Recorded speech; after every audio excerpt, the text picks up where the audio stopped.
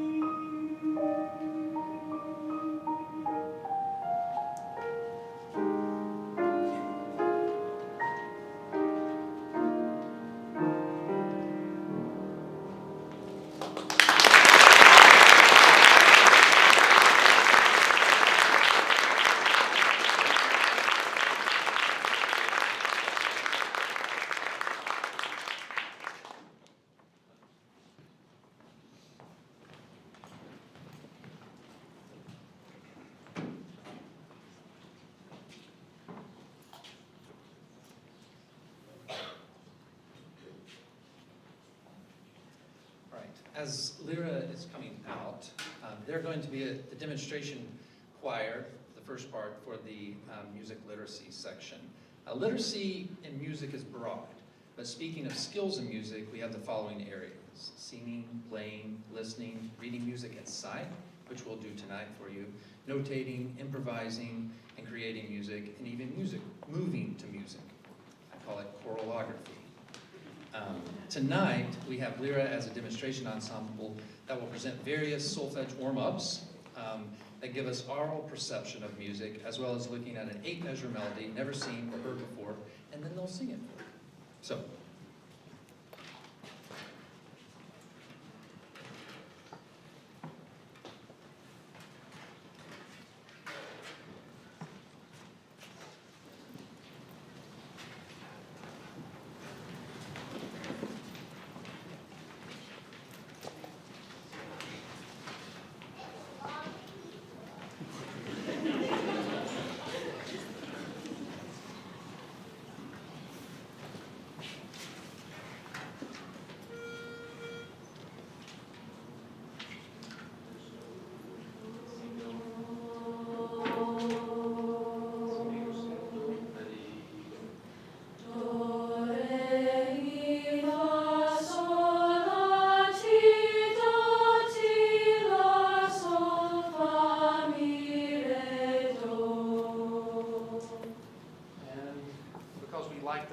But you can also use solfege to sing in different modalities, such as the Dorian mode. So if this is Do, everyone sing Do.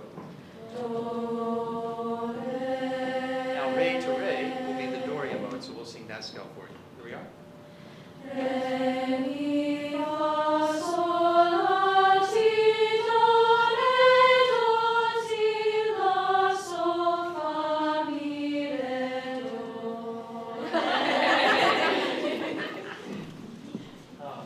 So they were really following along with my hand size. And that's part of music literacy too. It actually has been around for a long, long time, about 1,000 years, where Guido had a hand and he wanted to have his choristers sing based on where he pointed on his hand. And so then an Englishman, Kerwin, developed some hand signs. And this is music literacy too, and I'll demonstrate that as well, just reading my hand signs. Do, sol, la, mi, re, do.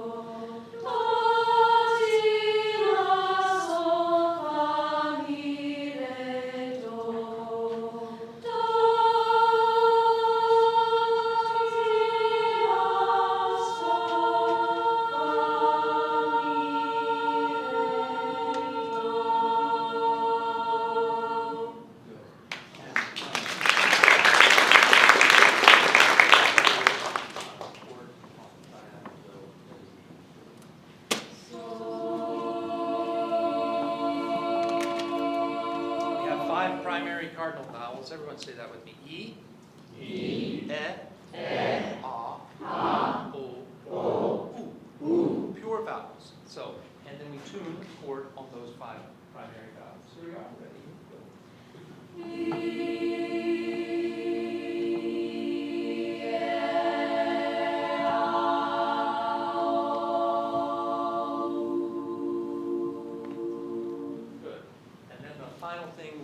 Triadic scales, which are really fun, and this gives an aural perception of all of the major triads in root position in a major scale using solfege. So the first group will start on Do, second group on Mi, and third group on So. And then we have a scale in triads. Ready, go.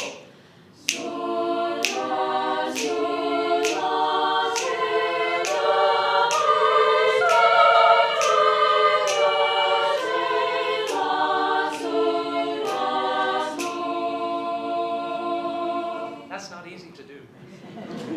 All right. 30 seconds, we'll get through a sight scene.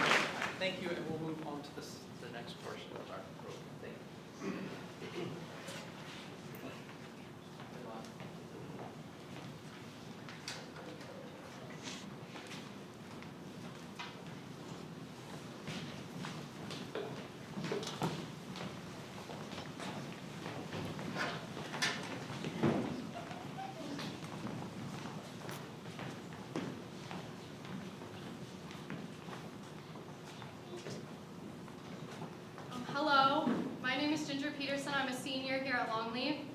I'm going to sing a piece titled Stizozzo, Mio Stizozzo.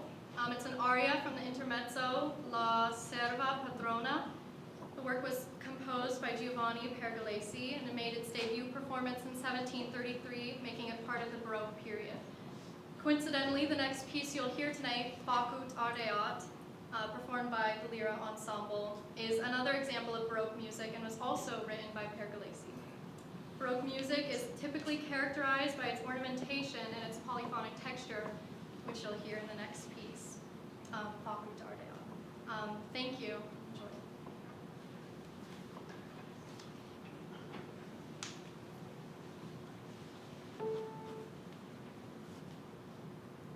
Stizozzo, mio stizozzo, voi fate cuor nidioso.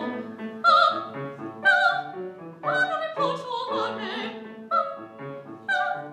non mi posso vorre, mi sono al mio vento, sarchetto, in non parlare, sit,